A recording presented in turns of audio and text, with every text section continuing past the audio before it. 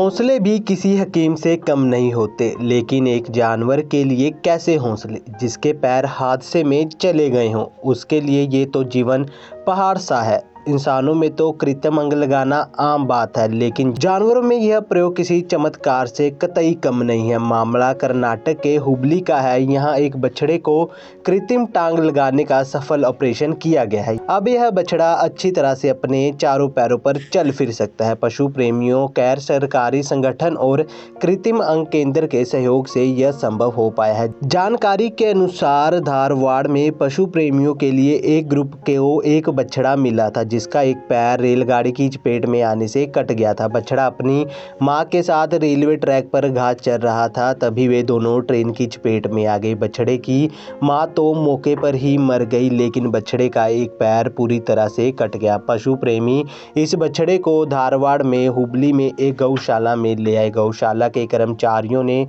हुबली में महावीर कृत्रिम अंग केंद्र से संपर्क किया, जिसने लगभग 5 साल पहले इस केंद्र ने एक विकलांग घोड़े के लिए कृत्रिम अंग बनाया था, जिसको ध्यान में रखते हुए दोनों के सहयोग से आज इस बछड़े को नया जीवन दिया गया है। गौशाला से हमारे कोई ऑफर आया नहीं, हमारे गौशाला में एक गाय का बछड़े का पैर नहीं है, वो पैर को डालना है, आके थोड़ा आप चेक कर लो कर हमारे को बता दिए थे। मैं आया तो देख के थोड़ा इसको चेक किया बोले तो उसका घुटने के नीचे तो पैर कटा हुआ था। मैं सोचा तो कुछ ना कुछ करेंगे, इसलिए इसको चलाने का कोशिश करेंगे, एक हिम्मत करेंगे बोल के मैं जो सा मेजरमेंट ले लिया। उसी दिन मेजरमेंट लेने के बाद थोड़ा सोचा मैं, अगर क्योंकि घुटने से उसको चलाना है, मतलब घुटना फोल्ड करना है, अभी इसको क्या करना है, मतलब घुटने को इसको जॉइंट लगाना है, जॉइंट लगा के इसको बना दिया तो फोल्ड करके आराम से चल सकता है। सोच के मैं एक दिन मेजरमेंट ले लिया, दूसरे दिन इसके बारे में सोचा, मैं एक डिज़ाइन किया, उसको कैसा चलाना है, कैसा बनाना है, सोच के उसको मैं पीओपी से प्लास्टर पेरिस से एक मोल्ड डाई बना लिया।